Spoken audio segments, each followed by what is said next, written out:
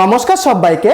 তো গতকাল পয়লা জুলাইয়ে অন্নপূর্ণা যোজনার ৩,০০০ টাকা অনেক মহিলারা কিন্তু পেয়ে গেছেন, আবার অনেক মহিলারা এখনো পর্যন্ত টাকা পাননি। এবং আপনারা কিন্তু আমাকে অনেক মেসেজ করেছেন, ইনবক্সে আপনারা টেলিগ্রামে মেসেজও করেছেন যে আমার টাকাটা এখনো পর্যন্ত ব্যাংকে ঢুকলো না, আমাদের টাকা কি আদৌ দেবে না বা দিলে কবে দেবে। সমস্ত বিষয়টা আজকের ভিডিওতে আমি কিন্তু আপনাদেরকে জানাবো। যদি আপনি এখনো টাকা না পেয়ে থাকেন তাহলে ভিডিওটিকে এক মুহূর্ত স্কিপ করবেন না। টাকা যদি না ঢোকে এখন আপনি কি করবেন সেটাও কিন্তু আজকের ভিডিওতে আপনাদেরকে জানাবো। মেন ভিডিওতে যাওয়ার আগে প্রত্যেককে অনুরোধ করব, এই চ্যানেলে যদি আপনি নতুন হন চ্যানেলটিকে অবশ্যই একটি সাবস্ক্রাইব করে ভিডিওটিকে অবশ্যই লাইক করে পাশে থাকবেন। দেখুন, গতকাল পয়লা জুলাইয়ে আমাদের রাজ্যের মুখ্যমন্ত্রী তিনি কিন্তু পরিষ্কার জানিয়েছিলেন যে পয়লা জুলাই দুপুর 1টা থেকে রাত 12টা পর্যন্ত যারা সত্যিকারের যোগ্য উপভোক্তা তাদেরকে কিন্তু টাকা পাঠানো হবে। অতএব এখনো পর্যন্ত যারা আপনারা টাকা পাননি তাদেরকে কি করা হবে বা তাদের যদি টাকা না ঢুকে থাকে তারা কি করবে সেটাই কিন্তু আজকের ভিডিওতে আমি জানাবো। দেখুন, মুখ্যমন্ত্রী পরিষ্কার জানিয়েছিলেন যে প্রায় 26 লক্ষ মতো উপভোক্তা তাদেরকে কিন্তু বাতিল করা হয়েছে। তাদের কোনো রকম প্রবলেম ছিল, এই জন্য কি জন্য বাতিল করা হয়েছে এই নিয়ে তিনি পরিষ্কার জানান, যারা ভারতীয় নাগরিক না বা পশ্চিমবঙ্গের বাসিন্দা নয় তারা কিন্তু টাকা পাবে না, এবং যারা সরকারকে ইনকাম ট্যাক্স পে করছে বা আয়কর দিচ্ছে তারা কিন্তু টাকা পাবে না। এছাড়া যারা সরকারি চাকরির সাথে যুক্ত তাদেরকে কিন্তু টাকা দেওয়া হবে না।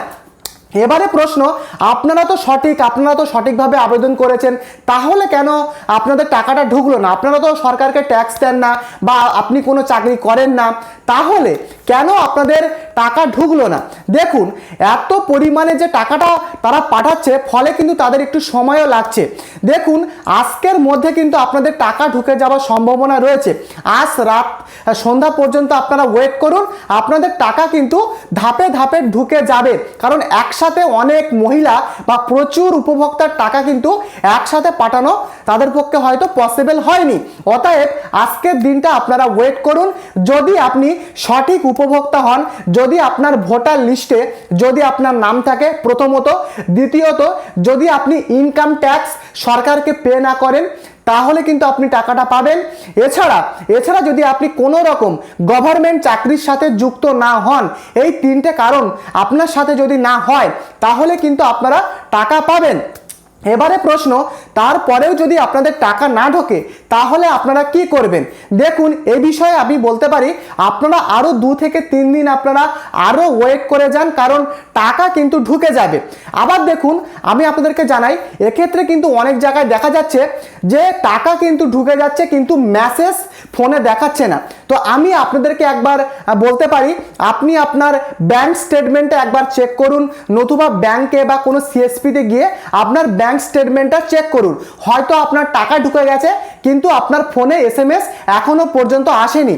তো যদি আপনাদের ফোনে এসএমএস না আসে অবশ্যই একবার সিএসপি বা আপনার যে কোনো ব্যাংক, অর্থাৎ আপনার অ্যাকাউন্টে যে ব্যাংকের সাথে রয়েছে সেই ব্যাংকে গিয়ে একবার আপনার ব্যাংক স্টেটমেন্টটা একবার চেক করুন।